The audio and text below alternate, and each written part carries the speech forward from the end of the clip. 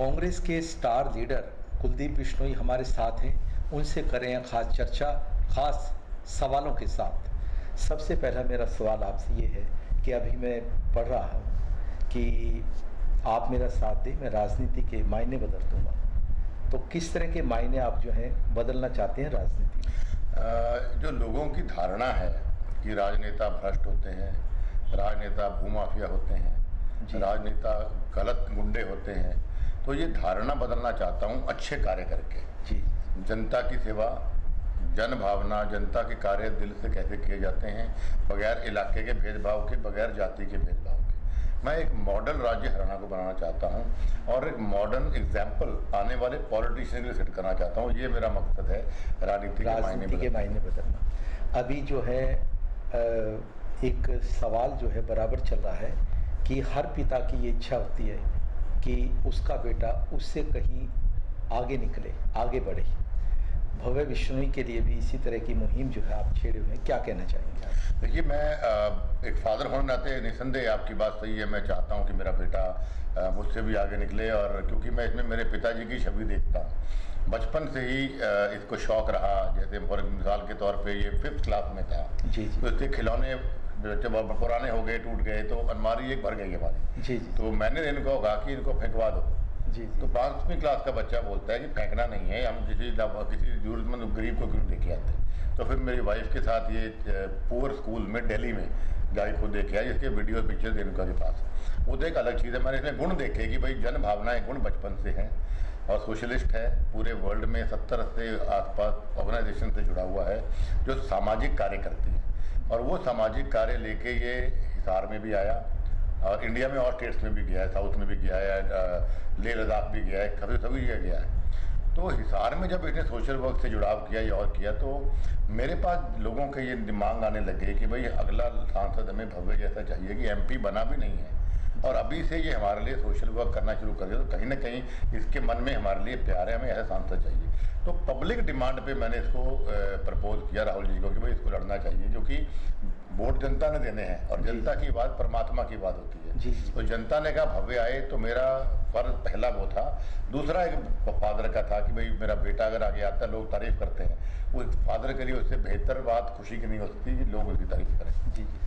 मैं ये भी जानना चाहूँगा कि जिस तरह से आप प्रचार कर रही हैं, भव्य बिश्नोई आपके साथ बराबर रह रहे हैं, आप बराबर जो है वोट की अपील कर रहे हैं, मानकर चलें कि टिकट फाइनल है? बिल्कुल, भव्य बिश्नोई के लिए ही, जैसे मैंने कहा, मेरी राहुल जी से बात हुई है और मुझे उम्मीद है 16 तारीख तक लिस्ट आउट नाम उनका अनाउंस हो जाना चाहिए। आज जो है वीरेंद्र डुमर खान ने एक इस्तीफा दिया है नाटकीय घटनाक्रम के तहत। जो है वंशवाद और परिवारवाद की जो राजनीति है, उस पर आप क्या कहें? देखिए, मैं वंशवाद और परिवारवाद की बात अवश्य ये कहता हूँ कि भाई जब एक डॉक्टर का बेटा डॉक्टर बनता है, उसको कोई वंशवाद नहीं कहता। जी। जब एक वकील का बेटा वकील बनता है, उसको कोई वंशवाद नहीं कहता। और कई बार डॉक्टर का बेटा, मैंने देखा है, बाप फादर की क्लिनिक छोटी थी, बेटे ने इतना बड़े डॉक्टर निकला, बड़ा हॉस्पिटल बना के जनता की सेवा की। और कई ऐसे लॉयर्स एग्जाम्पल ग्लोबली हैं, लंबा हो जाएगा। तो राजनेता के बेटे के बारे में ऐसा क्यों कहते हैं? जी। चौधरी भजनलाल जी ने काम किए, उनकी लोग गुणगान करते हैं। मैंने अपने ढंग से राजनीति संघर्ष की, साथ ही मेरे साथ मैंने पिताजी के नाम को मल्टीप्लाई किया। आज मेरा बेटा बगैर हमारे कहे वर्ल्ड में सोशल वर्क करता है। हमने कभी उसको मोटिवेट नहीं किया, हमने कभी उसकी मदद नहीं की, सपोर्ट किया उसको जरूर कि भाई तेरा ये इच्छा है तो कर। तो अगर वो सोशल वर्क लेके इंडिया में आता है तो उसको, और जनता उसको वोट देती है, तो वंशवाद नहीं होगा। लेकिन जहाँ वीरेंद्र सिंह जी का आपने कहा, चौधरी वीरेंद्र सिंह जी ने एक बात कल कही जो मुझे अटपटी लगी। उन्होंने कहा कि लोग गांव की सरपंची नहीं छोड़ते और मैं MP छोड़ रहा हूँ, मैं मंत्री छोड़ रहा हूँ। तो किसके लिए छोड़ रहे हैं? अपने बेटे के लिए छोड़ रहे हैं। अगर जनता के लिए छोड़ते तो उनको ये बात कहनी शोभा देती थी कि भाई मैंने जनता के लिए, कि आज काला धन नहीं आया है, आज 2 करोड़ रुपए, 2 करोड़ लोगों को रोजगार नहीं मिला है, आज 15 लाख रुपए किसानों के लोगों के खातों में नहीं गए, उसके विरोध में मैं इस्तीफा दे रहा हूँ। तो मैं उनकी इज्जत बहुत बढ़ती मेरी। एक बेटे को चुनाव लड़वाने के लिए सरकार बीजेपी के दबाव में आके अगर इस्तीफा देते हैं, उसको कुर्बानी नहीं कहा जा सकता। जी। किस तरह का मुकाबला जो है आप आंकते हैं इस चुनाव में? देखिए, निसंदेह मुकाबला तो सरकार से ही होता है, और हमारा और बीजेपी का मुकाबला रहेगा। और जिस हिसाब से मैंने गांव के दौरे शुरू किए, और उन दौरों के अंदर जिस प्रकार से प्यार और स्नेह लोगों का मिल रहा है, मैंने इतने काम के टाइम पे, इतने गर्मी के टाइम पे भारी भीड़ हमें हर गांव में मिल रही है और आशीर्वाद खूब मिल रहा है।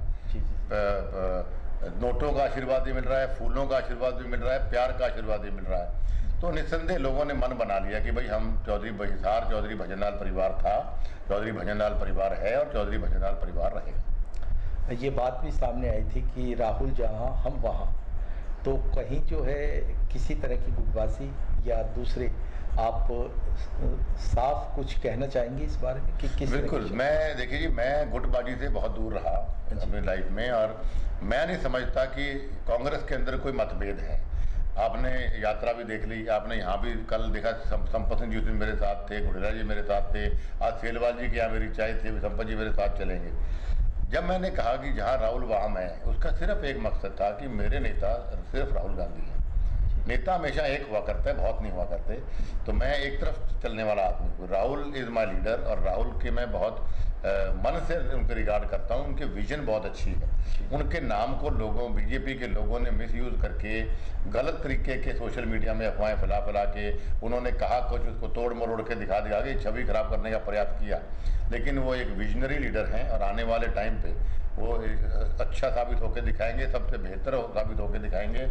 आपको थोड़ा इतिहास में लेके जाता हूँ। इंदिरा जी के बारे में जब राजनीति में आई तो लोग उन्हें मोम की गुड़िया कहा करते थे, आज पूरी दुनिया उनका लोहा मानती है। राजीव जी जब पॉलिटिक्स में आए तो लोग कहते थे तो पायलट है, इसको क्या है कि मजाक बनाया उनका भी, बहुत राहुल जी से भी ज़्यादा। लेकिन उन्होंने रेवोल्यूशनरी काम किए, कंप्यूटर युग, मॉडर्न इंडिया, यंग इंडिया, ये सारे राजीव जी के देन तो हैं। बीजेपी को आपने बहुत करीब से देखा है, यदि अतीत में जाए तो आपका गठबंधन हुआ है, तो क्या फ़र्क आपको नज़र आता है कांग्रेस और बीजेपी? देखिए, कांग्रेस हमेशा से, हमारी आइडियोलॉजी कांग्रेस की रही है। हमने जब बीजेपी से गठबंधन की पार्टी बनाई तो हम कहते हैं भाई हरियाणा में चौधरी भजनलाल इज कांग्रेस, यानी कांग्रेस ही चौधरी भजनलाल। इसलिए मैं नाम भी हरियाणा चौधरी कांग्रेस रखा, BL रखा हमने। और जहाँ तक बीजेपी की बात है, बीजेपी, मैं जनता से कहना चाहूँगा कि दुनिया में किसी पे भरोसा कर ले, पर बीजेपी पे ना करें, क्योंकि बीजेपी किसी की नहीं है। अभी आप भी देख लीजिए, बीजेपी ने घोड़ेला साहब को रिजाइन भी करवा दिया, गंगवा साहब को, गंगवा राव ने रिजाइन करवा दिया, पार्टी छुड़वा दी और फिर टिकट भी काट दी। तो ये लोग, और मेरे साथ भी वही किया, CM प्रोजेक्ट किया, सारा मेरे लोगों से काम लिया, मेरे वोट लिए और मेरे पीठ में पूरा घूम दिया। और यही महाराष्ट्र में कर रहे हैं, हर स्टेट में करते हैं, यूज एंड थ्रो वाला काम। अब पिछली बार राम को पकड़ा, इस बार राम को भी छोड़ दिया। इस बार ये सैनिकों के, हमारे महान सैनिकों की लाशों में शहादत की शहीदों के ऊपर राजनीति करना चाहते हैं। आखिरी सवाल मेरा आपसे, भव्य के भविष्य में आप अपना भविष्य किस तरह देखते हैं? देखिए, भव्य की खुद की काबिलियत में और बताना चाहूँगा कि भव्य ने स्कूल में टॉप किया, भव्य ने कॉलेज में टॉप किया, लंदन स्कूल ऑफ इकोनॉमिक्स में। भव्य ने ऑक्सफोर्ड यूनिवर्सिटी से MS मास्टर्स किया और वहाँ भी स्पोर्ट्स में, क्रिकेट में कैप्टन था, और ऑलराउंडर बच्चा रहा है। और जहाँ ये जाता है वहाँ चौधरी भजनलाल जी से चुंबकीय शक्ति इसके अंदर। तो जब लोग नारे लगाते हैं कि युवा भजनलाल है, तो मैं उन नारों में भावुक हो जाता हूं, क्योंकि पिताजी को मैंने बहुत करीब से देखा और भव्य बेटा मेरा ही मेरे साथ रहता है। तो मैं बहुत ज़्यादा समानताएं मेरे पिताजी और इसके अंदर देखता हूं, मिलने के, लोगों का नाम याद रखने में, लोगों को साथ जोड़ने में, लोगों का भला करने में। तो बहुत सी क्वालिटीज़ इसकी और चौधरी भजनलाल जी की मिलती हैं। बहुत बहुत शुक्रिया आपका।